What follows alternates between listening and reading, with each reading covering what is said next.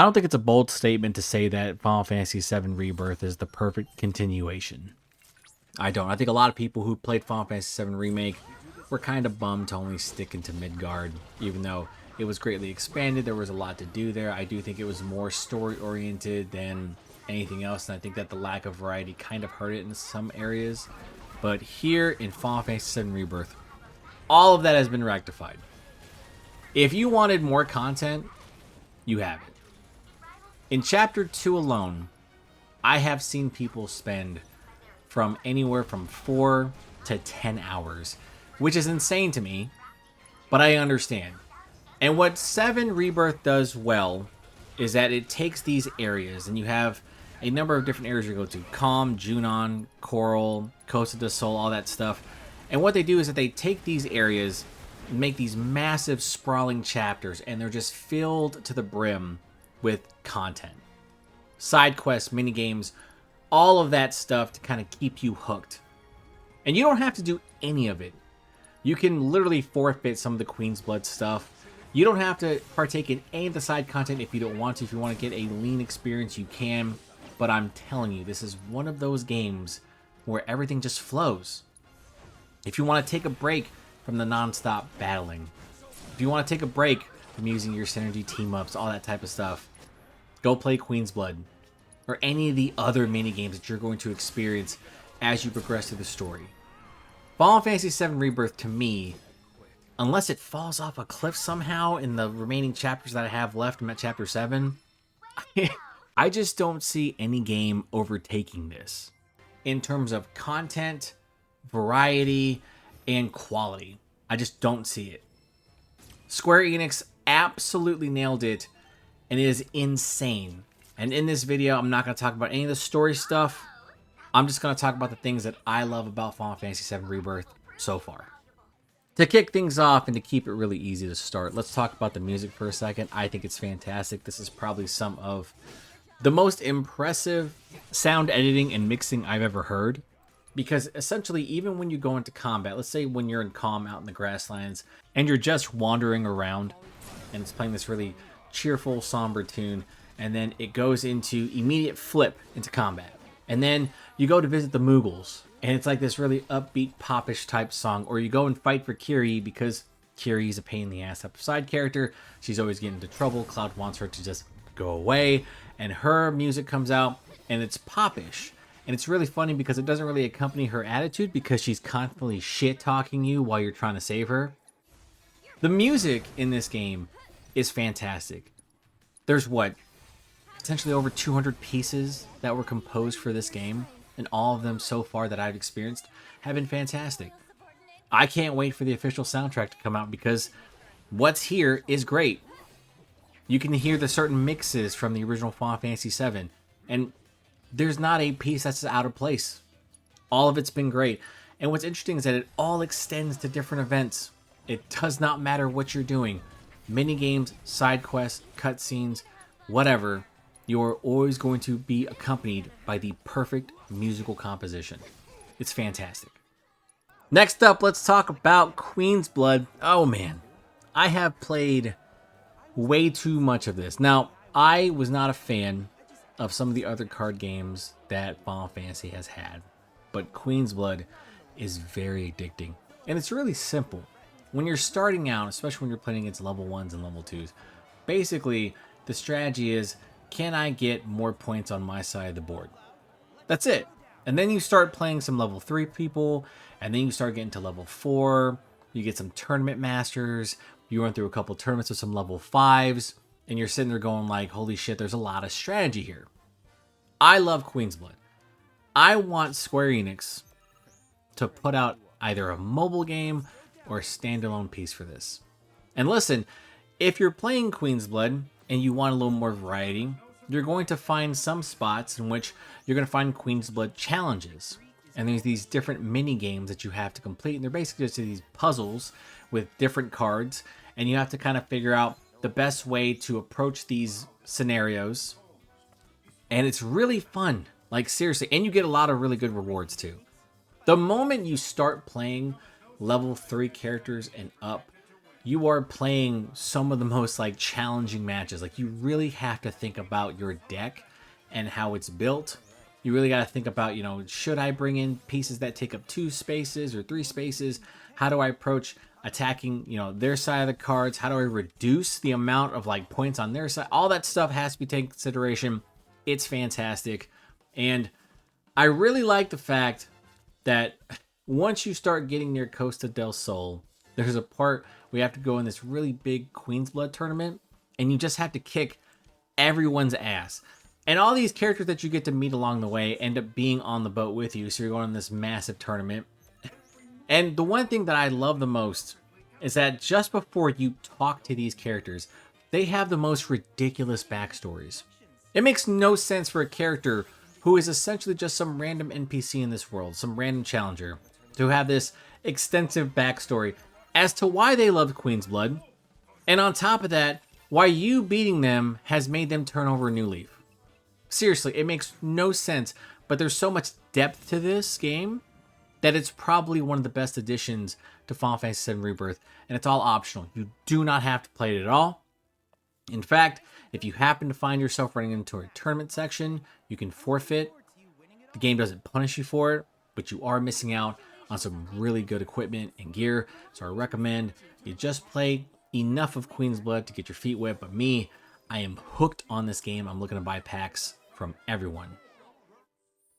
Moving on, let's talk about the side quests. And I really feel like the side quests do an excellent job of content variety, because it's not just combat. It's not just, hey, we're going out and picking up resources and delivering them. It's so much more. You get to play different mini games, and the interactions between the different party members is always fun. It's really fun watching Cloud and Barrett talk shit to each other. I'm being serious. It's really fun watching Cloud open up. I love the fact that he and Red 13 have a good relationship right off the bat. I love the fact that Red 13 just wants to impress everybody. I like the fact that you get to see Barrett in some vulnerable states when he talks about Marlene. It is really funny how at one point it feels like Cloud is going to literally give Barrett this really solid advice, but instead Cloud kind of pivots and just starts talking shit to him in the nicest way possible, and Barrett always seems to take it in stride. I feel like the benefit to these side quests are great because they allow you to deepen the relationships that you have with the different party members. And that's obviously going to serve a purpose later in the game. But it's fantastic that as you're playing this game, each of these side quests matter. And I think that was one of the biggest problems I had with Final Fantasy VII Remake and Final Fantasy 16 for that matter, is that some of the side quests, they really just kind of felt like they were there just to be there. But here, they serve a purpose. I think for the most part, they're all pretty great.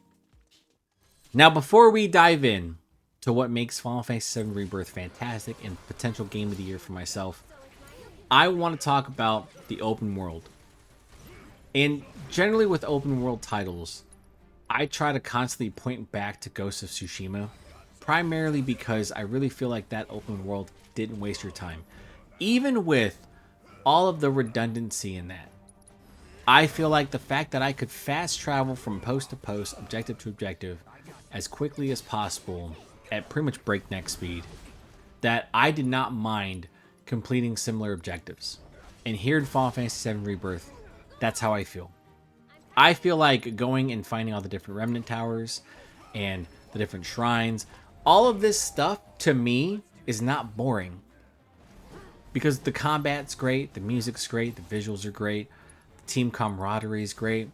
And I just feel like the fact that everything is structured in a way in which areas are pretty much right next to one another, and they're set up in a way in which you have chocobos with different abilities, I just feel like the game doesn't waste your time. If you feel like you've gone to an area and you're like, man, I have to go back to this place, fast travel is quick. Everything is pretty much close together. It really feels like you're moving through these areas pretty quickly as well, whether that's on foot or on chocobo.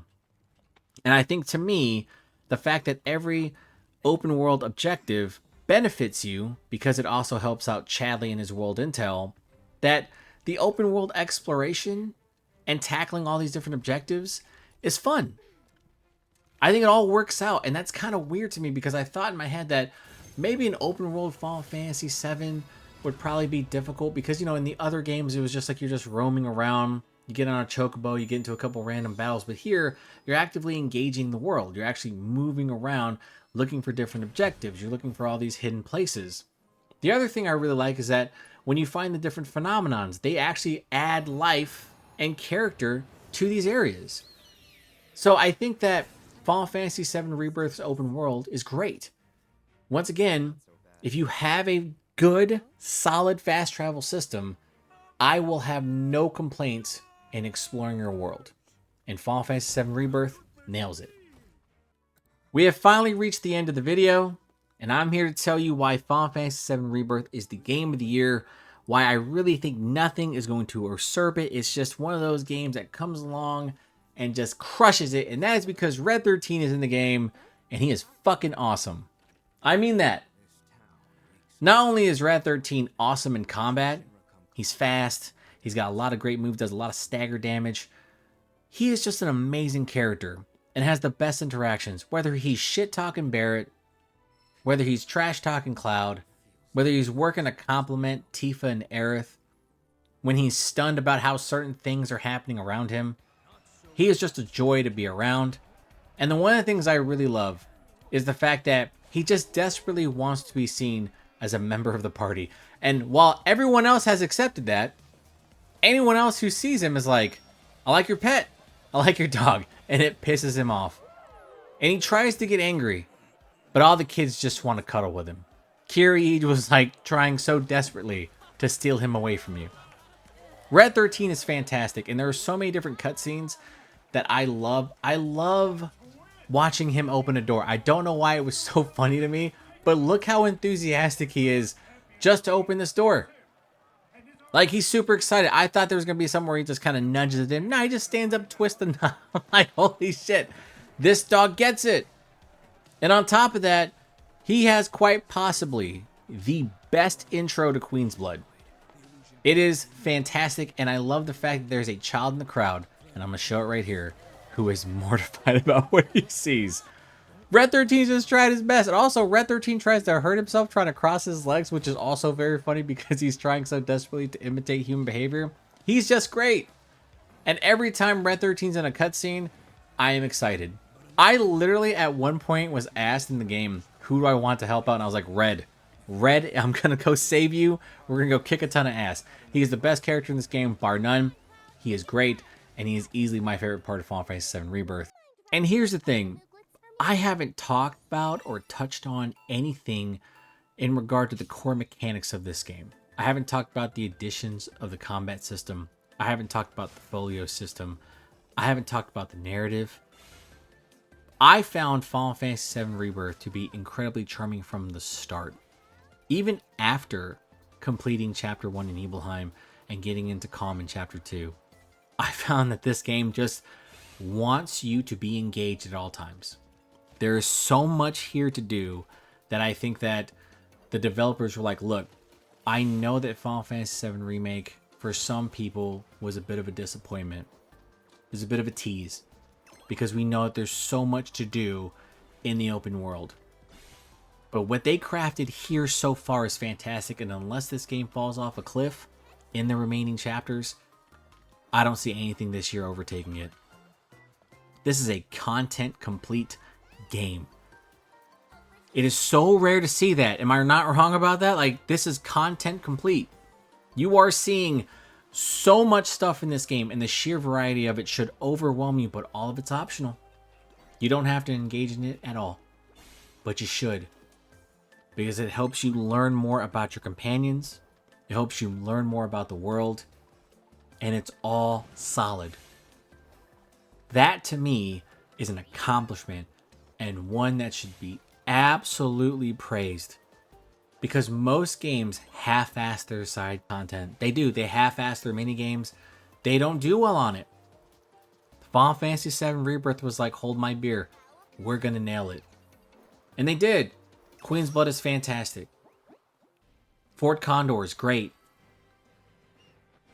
I haven't reached the Gold Saucer yet. I am looking forward to that. I'm so hyped for that moment. This game has done everything right so far. And even though there are small missteps, I really feel like some of the performance stuff can be kind of rough. I'm not a fan of some of the animations, especially when you're climbing. But the thing is, the quality overall, I can overlook all of those blemishes. That's how good Final Fantasy VII Rebirth is. And adding Red 13 on top of that just makes it one of the best games of the year and the potential game of the year. It really feels like Square Enix heard all the criticisms and complaints for Final Fantasy VII Remake and said, we got you. It's one of the best games of the year. And I'm only 20 hours in. And I'm looking forward to beating this game and potentially getting the platinum. And that's going to do it for this video. If you happen to like the content, please consider like, sharing, and subscribing. I am Ken from Pixelated Thoughts, and you better love Red 13 as much as I do. Talk to you next time.